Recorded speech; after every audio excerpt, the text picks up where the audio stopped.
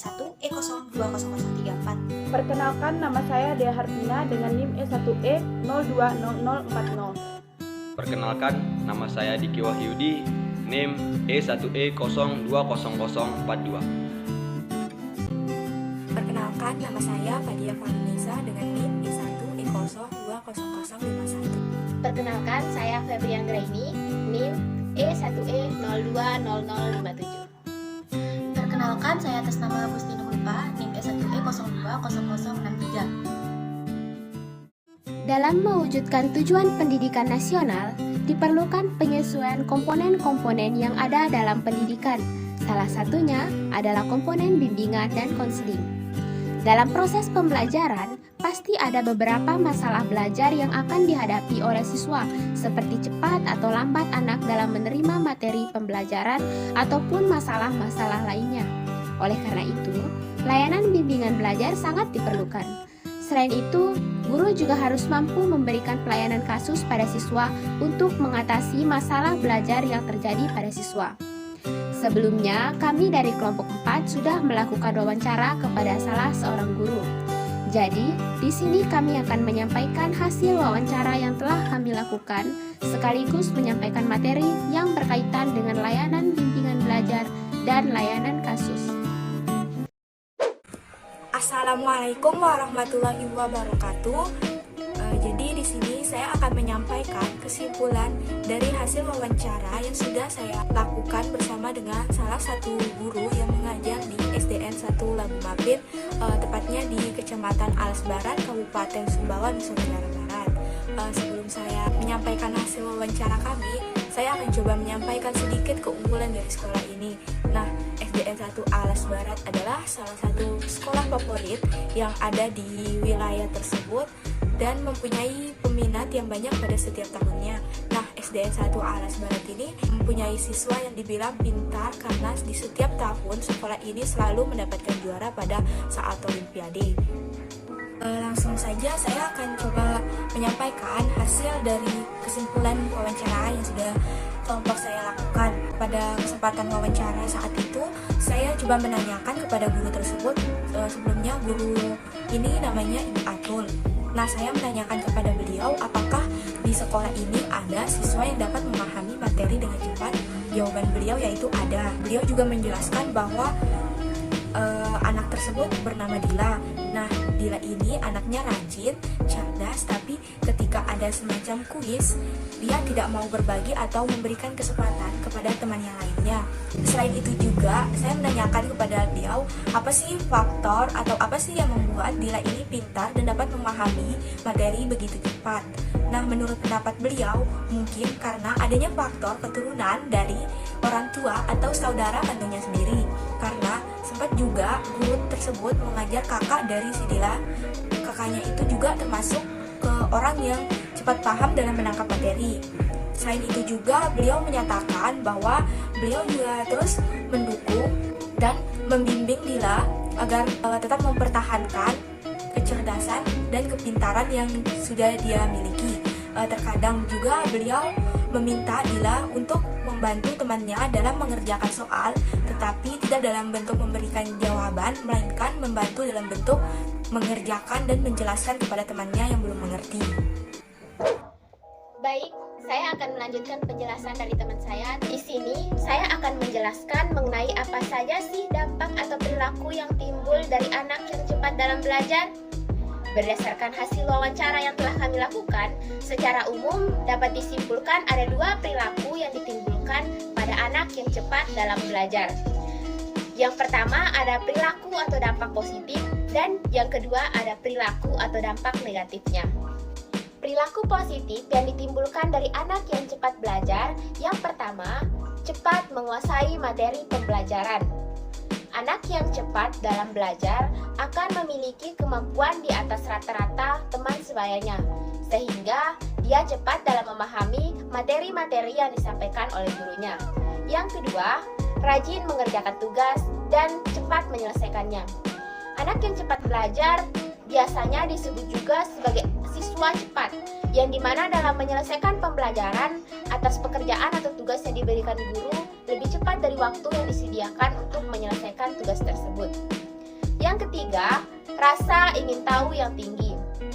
Jadi rasa ingin tahu yang tinggi ini merupakan cara berpikir, sikap, dan perilaku yang mencerminkan penasaran dan keingintahuan terhadap segala hal yang dilihat, didengar, dan dipelajari secara lebih mendalam. Anak yang cepat dalam proses belajar tidak akan segan-segan untuk bertanya hal-hal yang belum dia ketahui. Yang keempat, yaitu berpikir kritis. Karena keingintahuan yang tinggi dan sering mempertanyakan banyak hal, anak yang cepat dalam belajar akan mempunyai kemampuan berpikir kritis.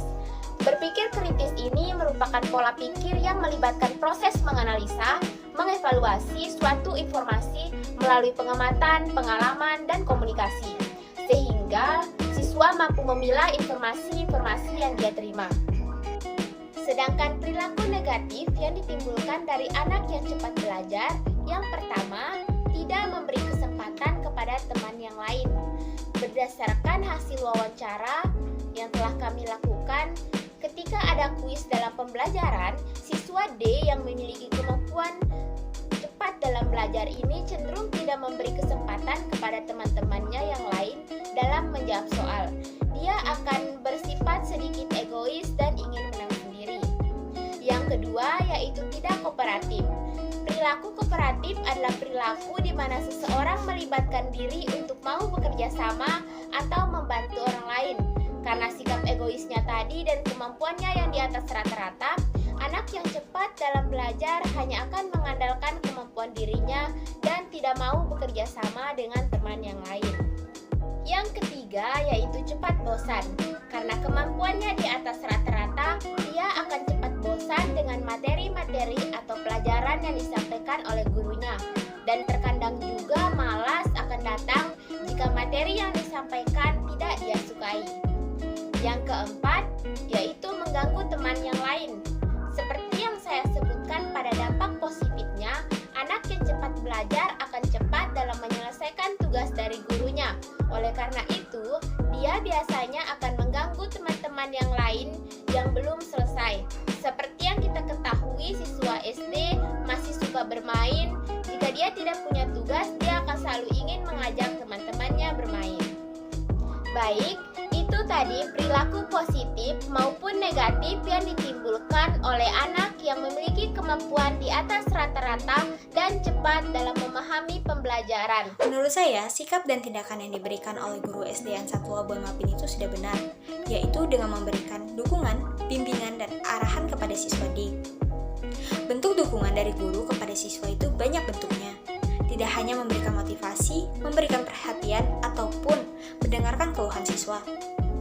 Tetapi, dalam kasus ini, guru tersebut mendukung sikap siswa D yang sportif, jujur, dan rajin.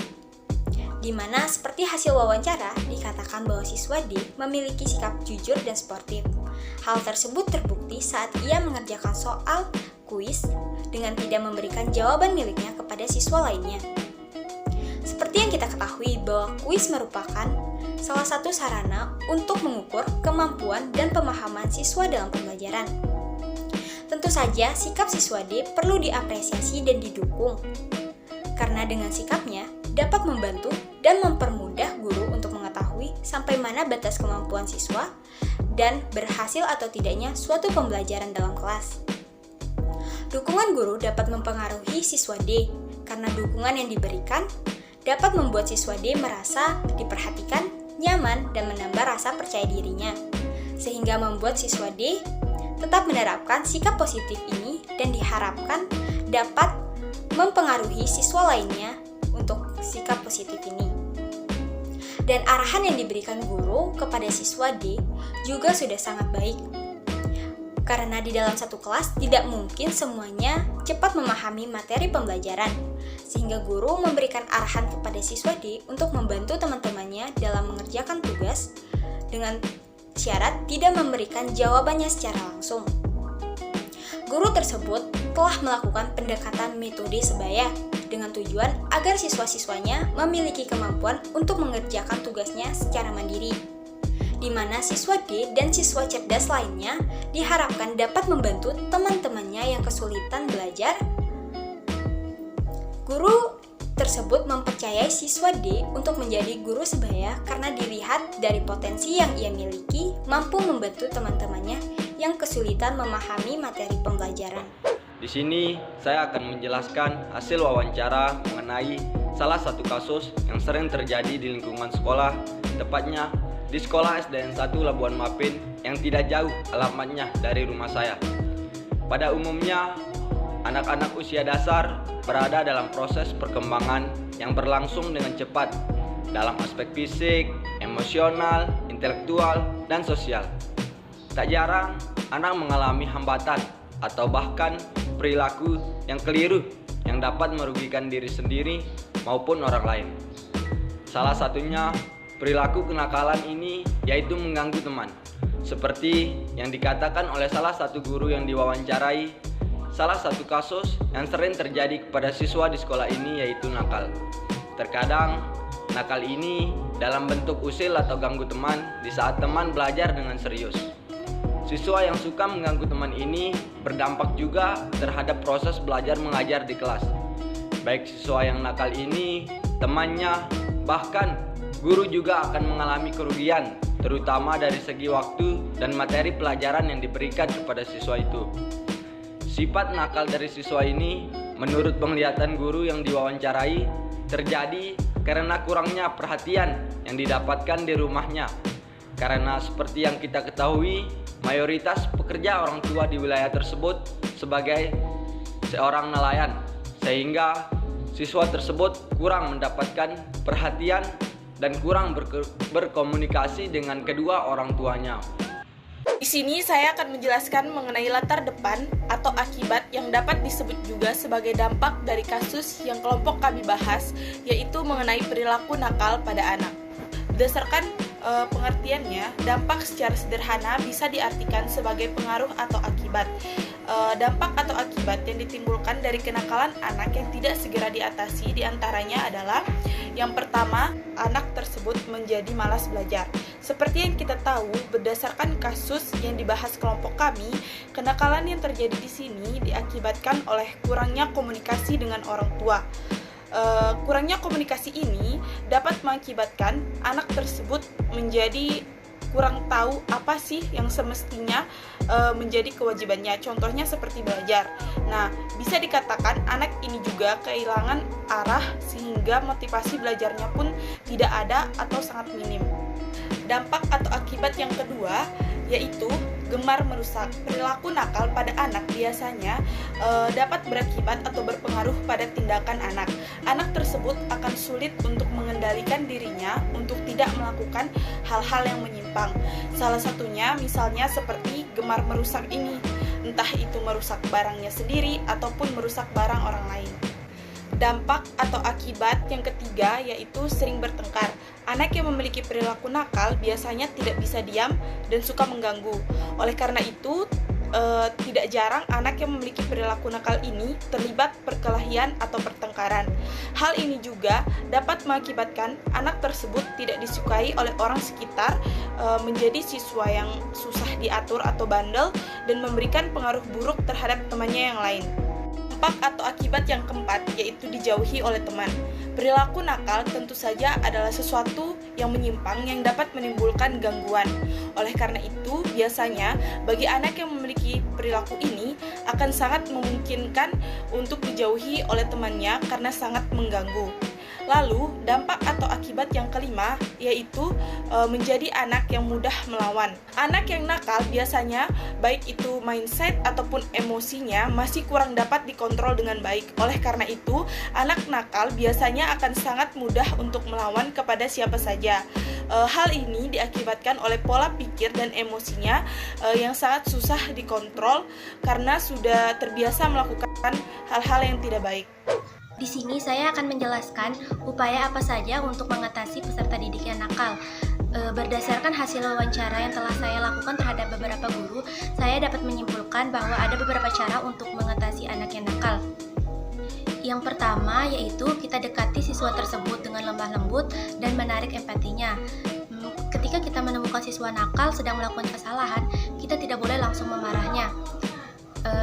Coba kita dekati siswa tersebut dan mengajaknya ngobrol dengan halus dan tegas, sehingga siswa tersebut merasa nyaman dengan kita dan mau mengikuti apa yang guru perintahkan.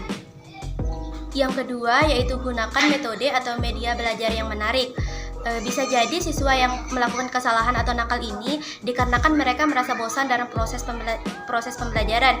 Jadi kita sebagai guru harus mampu menciptakan suasana belajar yang menarik dan menyenangkan, sehingga peserta didik tidak mudah bosan dalam proses pembelajaran dan membuat mereka tidak melakukan tindakan-tindakan yang tidak kita inginkan. Selanjutnya yaitu beri hukuman yang positif. Sebagai guru, ketika menemukan peserta didik yang nakal, kita boleh memberikan mereka hukuman, tetapi hukuman yang positif, seperti memberikan tugas tambahan atau menyuruhnya mengerjakan tugas di papan tulis, sehingga mereka tidak lagi melakukan kesalahan-kesalahan yang sama. Yang keempat, yaitu memberikan stimulus atau umpan balik yang sama rata ke semua siswa. Jadi sebagai guru, kita tidak boleh pilih kasih atau membedakan antara siswa yang satu dengan siswa yang lain, apalagi sampai mengecap siswa ini sebagai siswa yang nakal, karena hal ini akan menimbulkan rasa iri hati dalam diri siswa tersebut, sehingga kenakalannya akan menjadi-jadi. Oleh karena itu, kita harus memberikan perhatian yang sama ke semua siswa, sehingga mereka dianggap penting dan mereka menganggap bahwa keberadaan mereka itu sangat diperhatikan oleh guru. Selanjutnya yaitu beri mereka pujian. Karena biasanya anak yang cenderung nakal ini karena mereka ingin diperhatikan oleh orang lain, maka berilah mereka perhatian. Semisalnya ketika mereka mendapat nilai 100 atau sering membantu temannya, maka berilah mereka sebuah pujian sehingga akan menuntut mereka untuk melakukan hal-hal yang positif lebih banyak lagi karena ada yang memperhatikan mereka. Namun sebagai guru yang bijak, jangan sampai karena terlalu memikirkan anak nakal ini sehingga siswa lain merasa mereka itu tidak dipikirkan oleh gurunya. Nah, selanjutnya yaitu kita bisa berdiskusi dengan orang tua siswa tersebut. Misalnya kita mengajak orang tua siswa tersebut berdiskusi, menanyakan apa yang menyebabkan anaknya ini nakal. Dengan begitu kita dapat mengetahui perkembangan yang terjadi pada siswa tersebut dan mengetahui latar belakang apa yang menyebabkan siswa tersebut nakal. Selanjutnya yaitu dengan mengajak siswa tersebut mengobrol. Seperti yang kita ketahui bahwa semua anak yang nakal pasti ada penyebabnya. Oleh karena itu, sebagai guru yang baik, kita harus menyempatkan waktu untuk mengobrol dengan siswa tersebut, menanyakan apa yang menyebabkan dia nakal, dan kita coba memahami apa yang diinginkan oleh siswa tersebut, sehingga dia mau mengikuti proses belajar dengan baik. Dan yang terakhir yaitu bersabar dan berdoa. Ketika segala upaya telah kita lakukan, tetapi siswa tersebut masih saja nakal, maka kita harus bersabar dan mendoakan siswa tersebut agar tidak nakal lagi. Jadi itu saja upaya-upaya yang dapat saya sampaikan untuk mengatasi kenakalan siswa. Apabila ada kekurangan, mohon